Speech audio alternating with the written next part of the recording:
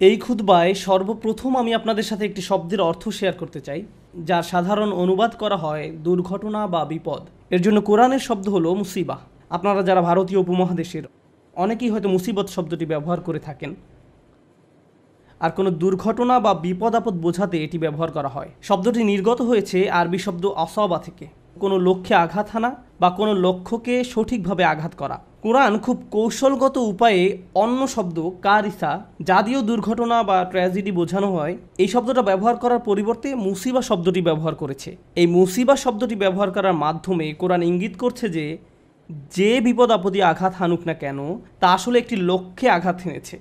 তাই যে বিপদই ঘটুক না কেন তা আসলে অপ্রত্যাশিত কোনো ঘটনা নয়। এই ঘটনাটি আমার সাথে কেন ঘটলো এমন প্রশ্ন করা অর্থহীন, কারণ এই ঘটনাটি আপনার সাথেই ঘটার কথা ছিল। আবার যদি প্রশ্ন করেন এখন কেন ঘটলো, উত্তর হলো অন্য কোনো সময় এটি ঘটার কথা ছিল না। তা আমাদের জীবনে যেসব বিপদ আপদ ঘটে তার জন্য কোরআনে এমনই একটি পরিভাষা ব্যবহার করা হয়েছে। আর জীবন এ ধরনের মুসিবতে পরিপূর্ণ। আল্লাহ আজ্জা ওয়া জাল্লা বলেন, লাকাদ খলাকনাল ইনসানা ফি কাবাদ, নিঃসন্দেহে আমি মানুষকে সৃষ্টি করেছি কষ্ট ক্লেশের মধ্যে। তাই এমনটি আসলে মানব জীবনের একটা অংশ। প্রসঙ্গত, এই সমস্ত মুসিবতের প্রকৃতি কেমন? একদিকে আমরা শুধু প্রাকৃতিক দুর্যোগ যেমন ঘূর্ণিঝড়, ভূমিকম্প, আগ্নেয়গিরির অগ্নুৎপাত, টর্নেডো বা হারিকেন নিয়েও কথা বলছি না। এগুলোও বিপদ। যেমন আল্লাহ সুবহানাহু ওয়া তাআলা অন্যত্র বলছেন, মা আসাবা মিন মুসিবাতিন ফিল আরদ, পৃথিবী এবং ব্যক্তিগতভাবে তোমাদের উপর কোনো বিপদ আসে না, কিন্তু তা জগৎ সৃষ্টির পূর্বেই কিতাবে লিপিবদ্ধ আছে। মানুষের জীবনে শুধু এই এক ধরনের বিপদই আসে না। ভূমিকম্প যে শুধু কোনো দ্বীপে বা দেশে আঘাত হানে তাই নয়, আমাদের নিজেদের ভেতরেও ভূমিকম্প ঘটতে পারে। ফি আনফুসিকুম, তোমাদের নিজেদের ভিতরে স্বামী বা স্ত্রীর মাঝে বিশাল দুর্যোগ দেখা দিতে পারে। ছেলে মেয়ে বা মাতা পিতার মাঝেও এই দুর্যোগ দেখা দিতে পারে। অথবা এমন কারো মাঝে যে কঠিন কোনো পারিবারিক ঝামেলায় জড়িয়ে আছেন। এমন অনেক মানুষ আছেন যারা অর্থনৈতিক সমস্যায় জর্জরিত। অনেক মানুষ নানা ধরনের ভয়ঙ্কর মানসিক বা শারীরিক সমস্যায় জড়িয়ে আছেন। মোট কথা, মানুষের বিপদ মুসিবতের কোনো অন্ত নেই। এখানে যে বিষয়টি আমি ফোকাস করতে চাই তা হলো বিপদ মুসিবত মোকাবেলার ক্ষেত্রে আমাদের ঈমানের ভূমিকা আসলে কি। আমরা যে আল্লাহর উপর বিশ্বাস করি তা বিপদ মোকাবেলায় কিভাবে আমাদেরকে সাহায্য করে। একজন বিশ্বাসী হিসেবে বিপদ মুসিবতে পতিত হলে কেমন প্রতিক্রিয়া দেখাবো, আর এটা আসলে নির্ভর করে আল্লাহর সাথে সম্পর্ক থাকা বলতে কী বোঝায় তার উপলব্ধির মাত্রার উপরে। প্রথমে আমি যে বিষয়টা শেয়ার করতে চাই তা হলো দুই ধরনের খারাপ পরিস্থিতির পার্থক্য নিরূপণের ক্ষেত্রে কোরআন খুবই প্রজ্ঞার পরিচয় দিয়েছে। এক ধরনের খারাপ পরিস্থিতি যেটা দেখতে খারাপ মনে হয়, যা কিনা সম্পূর্ণরূপে আপনার নিয়ন্ত্রণের বাইরে। এমন পরিস্থিতিতে আপনার কিছুই করার থাকে না। যেমন আপনি বন্যায় আক্রান্ত হয়ে পড়েছেন, আর এই বন্যা আপনি ঘটাননি, আপনি জাস্ট ওই এলাকায় বসবাস করেন, এটা এড়ানোর কোনো সুযোগ হয়নি। অথবা আপনি সেখানে বেড়াতে গেছেন আর বন্যায় আটকা পড়েছেন, আপনি জানতেন না যে এমন কিছু ঘটবে, এই সম্পর্কে কোনো রিপোর্ট ছিল না। তাই এই বিপদে আপনি নিজের কারণে পড়েননি, এটা সম্পূর্ণ আল্লাহর পরিকল্পনা। এখানে আপনার করার কিছুই নেই, আর আপনি এর থেকে কোনোভাবে বেরও হতে পারতেন না। এখন এটা এমন কারো বিপদে পড়ার থেকে সম্পূর্ণ ভিন্ন যে কিনা পত্রিকায় পড়েছে যে ঘূর্ণিঝড় আসছে, দয়া করে শহর ছেড়ে অন্যত্র আশ্রয় নিন, সুনামি হতে পারে। তখন সে বলল সমুদ্র সৈকত দেখার এটাই সেরা সময়, এবং সে সমুদ্র সৈকতের দিকে চলে গেল। তারপর তার খারাপ কিছু হলো। এখন সে এমনটা বললে হবে না যে এটা আল্লাহর কদর, আল্লাহর ইচ্ছার কারণেই আমি এই বিপদে পড়লাম। না, আপনি এমনটা বলতে পারেন না। আর আল্লাহ এই ব্যাপারে খুবই পরিষ্কার। তিনি সুবহানাহু ওয়া তাআলা বলছেন, ওয়ামা আসাবাকুম মিন মুসিবাতিন ফাবিমা কাসাবাত আইদিকুম, তোমাদের উপর যেসব বিপদ আপদ পতিত হয় তা তোমাদের কর্মেরই ফল, তুমি নিজে নিজের উপর এটা আরোপ করেছো। এখন শুধুমাত্র এভাবে চিন্তা করাটাও সমস্যাজনক, কারণ যদি আপনি সিঁড়ি থেকে নামার সময় পিছলে পড়ে যান, তখন ভাবতে শুরু করেন আমি নিশ্চয়ই কোনো পাপ করেছি, তাই আল্লাহ আমাকে সিঁড়ি থেকে পড়ে যেতে দিয়েছেন, এটা আল্লাহর নিকট থেকে কোনো একটা সংকেত। আমি নিশ্চয়ই কোনো খারাপ কাজ করেছি, তাই আমার পা ভাঙার মাধ্যমে আল্লাহ আমাকে শিক্ষা দিয়েছেন। আপনি নিজের মতো করে ঘটে যাওয়া ঘটনাগুলোকে বিশ্লেষণ করতে থাকেন। আপনি অদৃশ্য কার্যকরণ, কজ অ্যান্ড ইফেক্ট নিয়ে ভাবতে শুরু করেন, আর এই ধরনের চিন্তা চরম পর্যায়ে চলে যেতে পারে। তো এইখানে আমি যে বিষয়টিতে জোর দিতে চাই তা হলো আল্লাহর উপর বিশ্বাসীরা দুই ধরনের এক্সট্রিম পর্যায়ে চলে যেতে পারেন। একটি এক্সট্রিম পর্যায়ে হলো সব কিছুই আল্লাহর ইচ্ছায় ঘটছে, আমার এখানে করার কিছুই নেই, যাই ঘটুক না কেন আপনি আমাকে দোষ দিতে পারেন না, এটা আল্লাহর কদর। মা আসাবাকুম মিন মুসিবাতিন ফাবিইযনিল্লাহ, আল্লাহর নির্দেশ ব্যতিরেকে কোনো বিপদ আসে না। তিনি সূরা তাগাবুনে এই কথা বলেই দিয়েছেন, তিনি সরাসরি এই কথা বলেছেন। এটা আল্লাহর অনুমতিতেই ঘটে, আল্লাহর পরিকল্পনা এমনই ছিল, এখানে আমার করার কি আছে। এখন কোনো ছাত্র যদি কোনো পড়ালেখা না করে, স্কুলের কোনো অ্যাসাইনমেন্ট জমা না দেয়, তারপর পরীক্ষা ফেল করে এবং তার ফলে তাকে স্কুল থেকে বহিষ্কৃত হতে হয়, আর যদি সে জবাবে বলে এটা আল্লাহর কদর, আমার কি করার আছে। আর দ্বিতীয় এক্সট্রিম পর্যায়টি হলো, এমন অনেক বিশ্বাসী আছেন যারা সব কিছুর জন্য নিজেকে দোষ দেন। আল্লাহ আমাকে এত সব বিপদে ফেলেছেন কারণ আমি খুবই খারাপ একজন মানুষ। বিষয়টা নিজ থেকে না ঘটলেও অনেক সময় আশপাশের অজ্ঞ মানুষরা, এমনকি পরিবার থেকেও হতে পারে, তারা এসে আপনাকে বলে, জানো কেন এটা ঘটলো? কারণ তুমি একজন খারাপ কন্যা। কেন এটা ঘটেছে জানো? কারণ তুমি একজন খারাপ পুত্র। কেন এটা ঘটলো? কারণ তুমি তোমার শ্বশুরবাড়ির লোকজনের সাথে ভালো আচরণ করো না। না, ট্রাক আমাকে আঘাত করেছে কারণ ট্রাক ড্রাইভার ট্রাফিক সিগন্যাল মানেনি। আমি আমার স্ত্রী বা অন্য কারোর সাথে ঝগড়া করার কারণে এমনটি ঘটেনি। এভাবে অন্য মানুষরা এসে আপনাকে বলবে, অমুক অমুক কারণে আল্লাহ তোমাকে বিপদে ফেলেছেন, অমুক কারণে আল্লাহ তোমাকে বিপদে ফেলেছেন। মনে হয় যেন অদৃশ্য জগৎ থেকে তারা কোনো ইমেইল পেয়েছে যে অমুক অমুক কারণে এমনটি ঘটেছে, কজ অ্যান্ড ইফেক্ট। তো এই রকমের দুই ধরনের এক্সট্রিম চিন্তা পদ্ধতি আছে। এখন কোরআন কি করে? কোরআন সব কিছুর মতো এখানেও ভারসাম্য দান করে। প্রসঙ্গত, এই ভারসাম্যপূর্ণ উপলব্ধি যদি আপনার না থাকে, জীবনের অনেক কিছুই তাহলে মেলাতে পারবেন না। কোরআনের এই কথায়, আলা বিযিকরিল্লাহি তাতমাইন্নুল কুলুব, আল্লাহর জিকির দ্বারা অন্তরসমূহ শান্তি লাভ করে, এটা অন্য একটা অর্থ দান করে। প্রকৃতপক্ষে আল্লাহর চূড়ান্ত জিকির তথা জিক্রুল্লাহ হলো আল্লাহর কিতাব। আর আল্লাহর কিতাব, তাই আমি যুক্তি দেখাবো, আপনি যদি জীবনের সমস্যাগুলোকে কোরআনের আলোকে বুঝতে ব্যর্থ হন, তাহলে সুবহানাল্লাহ, আলহামদুলিল্লাহ জিকির করা সত্ত্বেও আপনার অন্তরে প্রশান্তি পাবেন না। আপনি যদি আন্তরিক হন, ইনশাআল্লাহ প্রশান্তি পাবেন। কিন্তু এখানে উদ্দেশ্য হলো এই ব্যাপারটা সঠিকভাবে উপলব্ধি করা যে আল্লাহ কিভাবে আমাদের সাথে আচরণ করেন। তাই আমি এই সম্পর্কে আপনাদের সাথে কিছু কথা শেয়ার করতে চাই। এখন নিজেকে দোষ দেওয়ার ক্ষেত্রে কোন জায়গায় আমরা দাগ টানবো, কিভাবে বুঝবো যে এটা আল্লাহর পক্ষ থেকে আর এটা আমার দোষ? এই দাগটা আপনি কোথায় টানবেন? বস্তুগত জগতে এটা বোঝা খুবই সহজ। বস্তুগত জগৎ বলতে আমি কি বোঝাচ্ছি, যেমন আমার গাড়িতে যদি আমি গ্যাসোলিন দেওয়ার পরিবর্তে পানি দেই, তারপর এটা না চলে, তখন পরিষ্কারভাবে আমি বলতে পারি না যে এটা আল্লাহর পরিকল্পনা। অথবা আপনি যদি সবসময় জাঙ্ক ফুড খেতে থাকেন, মিষ্টি জাতীয় খাবার সবসময় খেতে থাকেন, তারপর ৪৫ বছর বয়সে ডায়াবেটিসে আক্রান্ত হন, তখন আপনি বলতে পারেন না, ইয়া আল্লাহ, আমি কি বিপদে পড়ে গেলাম, এটা আল্লাহর পক্ষ থেকে পরীক্ষা। না, এটা আপনার মন্দ খাদ্যাভ্যাসের পরীক্ষা। আপনি শশা না খেয়ে সুইস রোল খেতেন, বা এরকম যাই খেতেন না কেন, আপনি জাঙ্ক ফুড খেতেন, তাই এমনটা ঘটেছে। সুতরাং বস্তুগত জগতে কমন সেন্স দিয়ে সবাই কারণ এবং ফলাফল বুঝতে পারে। নৈতিক জগতে আপনি সালাত মিস করলেন কারণ দেরিতে ঘুম থেকে জেগেছেন, ফজর নামাজ পড়তে পারেননি, এখন দেরিতে পড়েছেন। একই দিনে আপনার একটা চাকরির ইন্টারভিউ ছিল, ইন্টারভিউ ভালো হয়নি, তখন আপনি ভাবতে থাকলেন এমনটি ঘটেছে কারণ আমি সালাত মিস করেছি। এখন এর উত্তর হলো, সালাত মিস করার কারণে এমনটি হতে পারে, আবার নাও হতে পারে। নিশ্চিত করে জানার কোনো উপায় নেই। আপনি বা অন্য কারো পক্ষে এর আসল কারণ জানা কখনোই সম্ভব না। কিন্তু যে জিনিসটি আপনাকে সাহায্য করবে তা হলো, আল্লাহ বলছেন, আমি আমার বান্দার নিকট তেমন যেমনটি সে আমার সম্পর্কে ধারণা করে।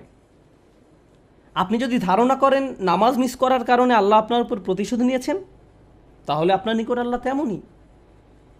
কিন্তু আপনি যদি এভাবে চিন্তা করেন যে আমি আমার যথাসাধ্য চেষ্টা করেছি, ইন্টারভিউতে ভালো উত্তর দিয়েছি, এটা সম্ভবত আমার জন্য ভালো চাকরি নয়, যদি ভালো চাকরি হতো তাহলে আল্লাহ আমার জন্য এর ব্যবস্থা করে দিতেন। এখন আপনার যদি এই দৃষ্টিভঙ্গি থাকে, তাহলে আপনার সকল ভুল ত্রুটি সত্ত্বেও আল্লাহ আপনার নিকট তেমনই। আমাদের দায়িত্ব হলো, যখন আমরা ভুল করি তখন ইস্তেগফার করা। আল্লাহর প্রতিশোধের জন্য অপেক্ষা করা আমাদের কাজ নয়। ব্যাপারটা বুঝতে চেষ্টা করুন। আমাদের কাজ এটা নয় যে ওহ, আমি তো পাপ করে ফেলেছি, এখন আল্লাহ কোনো না কোনোভাবে আমাকে শাস্তি দিবেন। এজন্যই আল্লাহ বলছেন, অমা আসাবাকুম মিন মুসিবাতিন ফাবিমা কাসাবাত আইদিকুম, তোমাদের উপর যেসব বিপদ আপদ পতিত হয় তা তোমাদের কর্মেরই ফল। তোমরাই তোমাদের দুই হাতে এটা অর্জন করেছো, তুমি নিজেই নিজের জন্য এটা ক্রয় করেছো। এমনকি আধ্যাত্মিক জগতেও আমাদের কর্মের কারণে আমাদের উপর বিভিন্ন বিপদ আপদ পতিত হতে পারে। যেমন আপনি যদি ক্রমাগত মাতা পিতার সাথে খারাপ আচরণ করতে থাকেন এবং আপনার উপর কোনো মুসিবত আরোপিত হয়, এতে সম্ভবত কোনো কানেকশন রয়েছে। এই সমস্ত ক্ষেত্রে আল্লাহ কি করেন? ওয়ায়াফু আন কাসীর, এবং তিনি তোমাদের গুনাহ ক্ষমা করে দেন। বস্তুগত জগতে আপনি যদি 2 তলার ছাদ থেকে লাফ দেন, ফলাফল ভোগ করতে হবে। আল্লাহ বলবেন না যে এইবার আমি তোমার পা ভাঙবো না। না না, যা ঘটার তা ঘটবে। আগুনে যদি হাত রাখেন তা পোড়া যাবেই। আল্লাহ বলবেন না যে তুমি তো আজকে ফজর নামাজ পড়েছো, তোমার হাত পুড়বে না, এমনটা ঘটবে না। কিন্তু যখন আধ্যাত্মিক জগতের কথা আসে, তিনি বলছেন ওয়াইফু আন কাসির, তিনি সাথে সাথেই প্রতিশোধ নেন না। আল্লাহ এভাবেই আমাদের সাথে আচরণ করেন, ওয়াইফু আন কাসির। এই ব্যাপারটা আমাদের মনের মাঝে গেঁথে নিতে হবে। যে কারণে আমি আজ এই আলোচনার সূত্রপাত করলাম তা হলো, আমাদের উম্মায় প্রতিদিন যে আধ্যাত্মিক অপরাধটি সংঘটিত হয়, তা হয় একজন স্নেহের মানুষের হাতে অন্য একজন স্নেহের মানুষের, পিতামাতা, স্বামী স্ত্রী। কখনো কখনো আমরা আমাদের স্নেহের মানুষদের সবচেয়ে জঘন্য কথাটা বলে বসি। মাঝে মাঝে আমরা সেসব কথা বলি আল্লাহর নামে। তুমি যা করছো তার জন্য আল্লাহ তোমাকে শাস্তি দেবেন, একদিন তোমাকে বিচারের কাঠগড়ায় দাঁড়াতে হবে। তুমি যা করছো তা আল্লাহ কোনো দিন ক্ষমা করবেন না। মা তার সন্তানকে এভাবে বলে, স্ত্রী স্বামীকে বলে, ভাই বোন একে অপরকে বলে। মনে হয় যেন আল্লাহ কোনো রাগান্বিত অস্ত্র যা আপনি যে কোনো সময় প্রয়োগ করতে পারেন।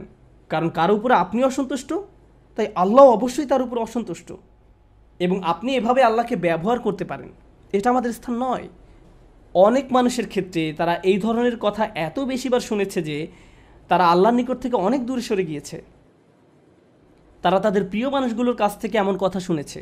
একটা শিশু তার মা বাবার কাছ থেকে এমন কথা সব সময় শুনে এসেছে, নামাজ না পড়লে আল্লাহ তোমাকে শাস্তি দেবেন, নামাজ না পড়লে আল্লাহ তোমাকে শাস্তি দেবেন, এই বিস্কুট খাওয়ার কারণে আল্লাহ খুবই রাগান্বিত, সব সময় আল্লাহ রাগ করবেন, আল্লাহ রাগ করবেন, আল্লাহ রাগ করবেন। এই ছেলেটি যখন 16-17 বছর বয়সে পৌঁছায়, সে আল্লাহর সাথে তখন আর কোনো সম্পর্ক রাখে না। যখন সে শুনে আল্লাহ দয়ালু, ক্ষমাশীল, তার তখন এই কথা বিশ্বাস করতে কষ্ট হয়। কারণ আল্লাহ সুবহানাহু ওয়া তাআলা সম্পর্কে এমন ধারণা নিয়ে সে বড় হয়নি। তার কাছে মনে হয় প্রতিবার সে আল্লাহর কারণেই সমস্যায় পতিত হয়েছে। তারপর এই পিতামাতাই বলেন, আমরা তো এই ছেলেকে ছোটোবেলা থেকেই ইসলাম শিখাচ্ছি, আমি জানি না কেন সে ইসলাম থেকে দূরে সরে যাচ্ছে। কিন্তু কোন আল্লাহ সম্পর্কে আপনি তাকে শিক্ষা দিয়েছেন? একজন রাগান্বিত আল্লাহ, এমন আল্লাহ যিনি শুধু শাস্তিই দিতে চান। অথচ আল্লাহ বলছেন মা ইয়াফআলুল্লাহু বিআযাবিকুম, তোমাদের শাস্তি দিয়ে আল্লাহ কী করবেন? আল্লাহ নিজেই এই কথা বলছেন, তোমাদের পিছনে লেগে আল্লাহ কী করবেন?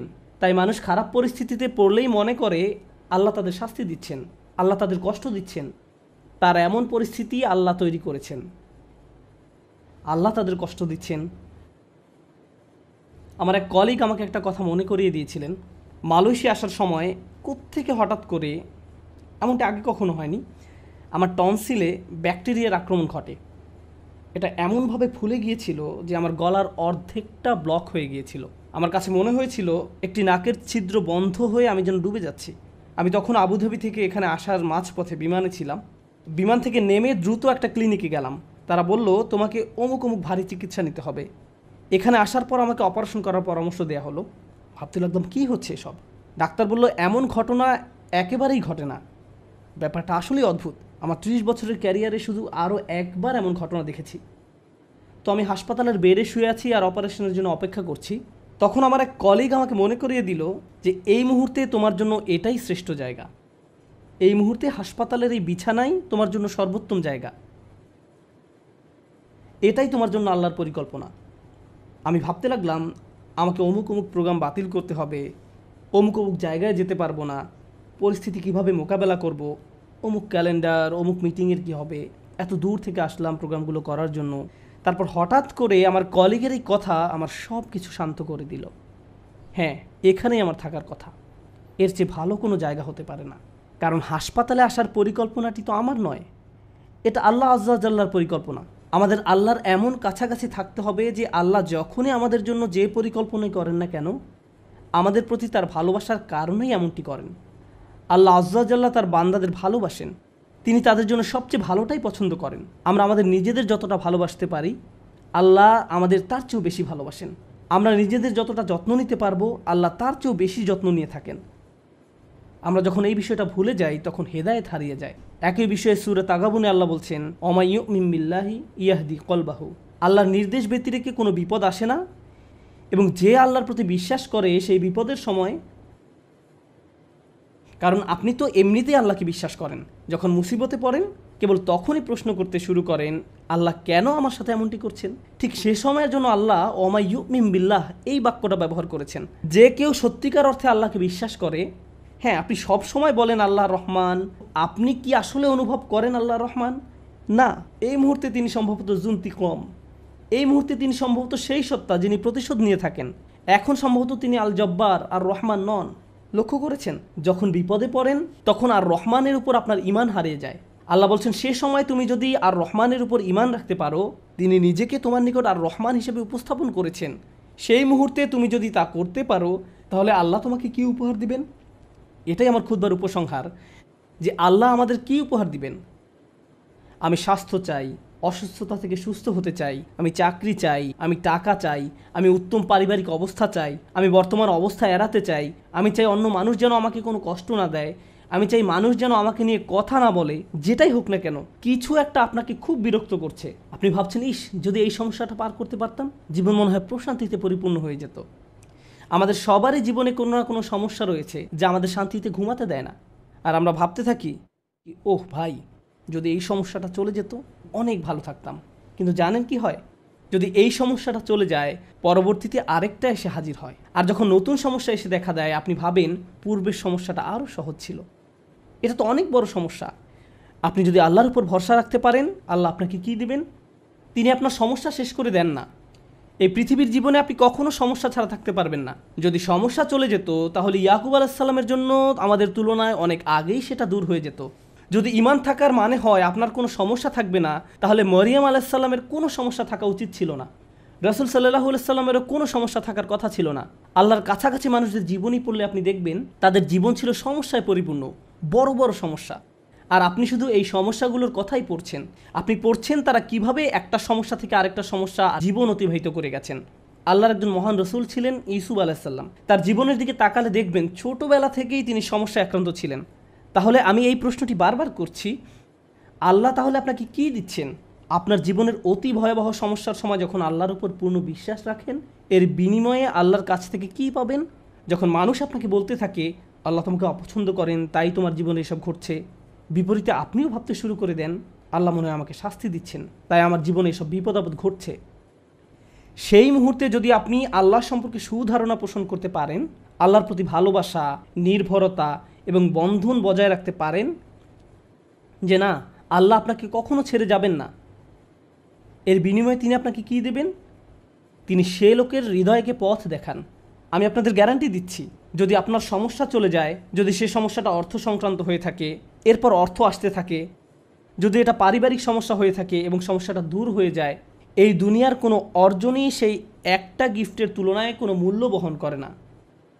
আর সেই একটি গিফট হলো ইয়াহদি কলবাহু, তিনি সে লোকের হৃদয়কে পথ দেখান। আপনার অন্তরে প্রশান্তি থাকবে, জীবনে যাই ঘটুক না কেন আপনার মুখে তখনও হাসি থাকবে। তখন মানুষ আপনার দিকে তাকিয়ে বলবে, আরে তুমি হাসছো কেন? তুমি কিভাবে ঠিক আছো? দেখো না তোমার কি অবস্থা হয়েছে। আপনি তখন বলবেন, হ্যাঁ, সব ঠিক আছে।